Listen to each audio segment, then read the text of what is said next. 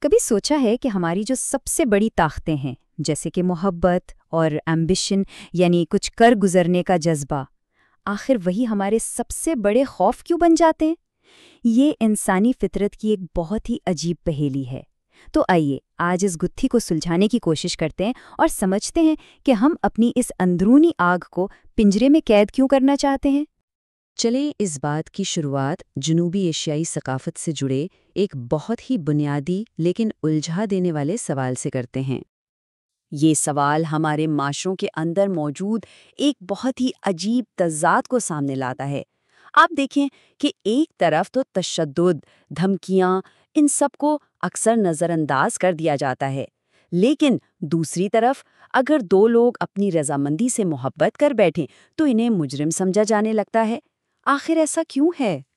یہ مشہور بالی would dialogue صرف ایک فلمی لائن نہیں ہے، نہیں، یہ تو ایک آئینہ ہے جو ہماری ثقافتی حقیقت کو دکھاتا ہے۔ یہ جملہ اتنی خوبصورتی سے بتاتا ہے کہ ہمارے معاشرے نے تشدد کو کتنا نارمل اور محبت جیسی خوبصورت چیز کو کتنا خوفناک بنا دیا ہے۔ اور دیکھیں، یہ ڈر کوئی آج کی بات نہیں ہے، اس کی جڑیں بہت گہری ہیں۔ ہمیں یہ سنیما میں بھی نظر آتا ہے، جیسے 1960 کی دہائی کی فلم مغل اعظم، جہاں محبت کو سماجی بغاوت کے طور پر دکھایا گیا، اور پھر آج کے دور کی فلمیں بھی اسی ڈر کی عکاسی کرتی ہیں۔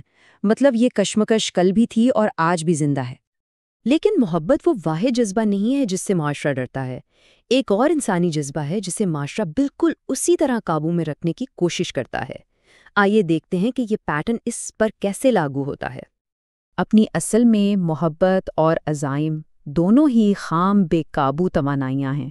یہ وہ آگ ہے جو کسی بھی عام انسان کو غیر معمولی بنا سکتی ہے۔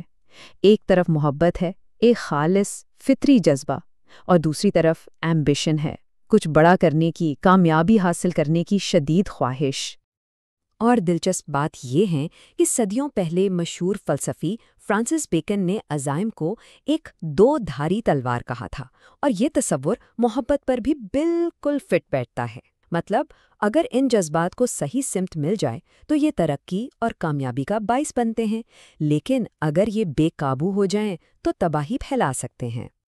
تو پھر سوال یہ پیدا ہوتا ہے کہ اگر یہ قوتیں اتنی طاقتور ہیں تو معاشرہ انہیں کنٹرول کرنے کی کوشش کیسے کرتا ہے؟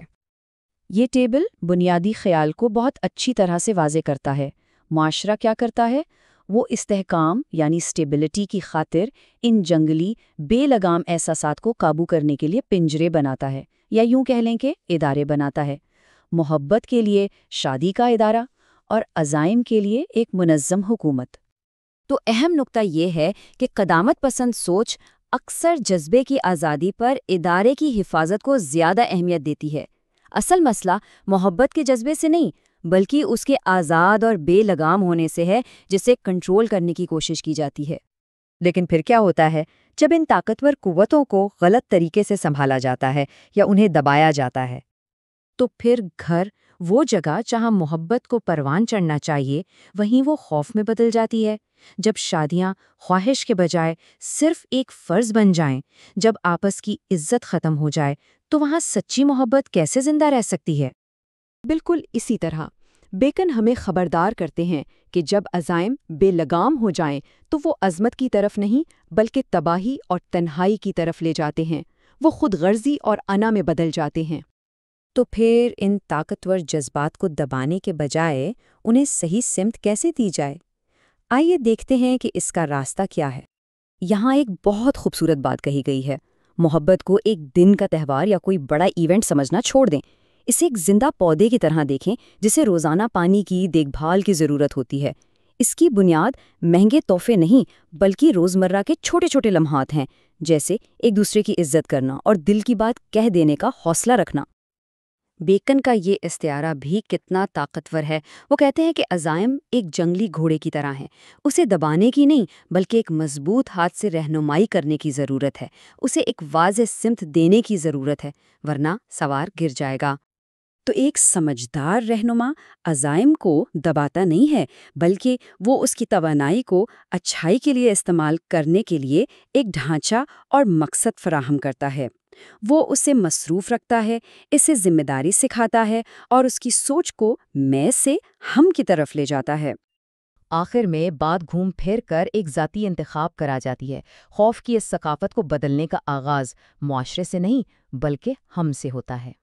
یعنی اصل سبق یہ ہے کہ بڑی معاشرتی تبدیلی کی بنیاد چھوٹے، روزمرہ کے کاموں پر رکھی جاتی ہے۔ معاشرے میں کوئی بڑی تبدیلی لانے سے پہلے ہمیں اپنے گھر میں، اپنے خاندان میں کھلے اور بھروسے والے رشتے قائم کرنے ہوں گے۔ تو آخر میں یہ ایک سوال سوچنے کے لیے ہے کہ اگر محبت واقعی ایک پودا ہے تو آج اسے پروان چڑھانے کے لیے ایسا کون سا ایک چھوٹا سا کام کیا جا سکتا ہے؟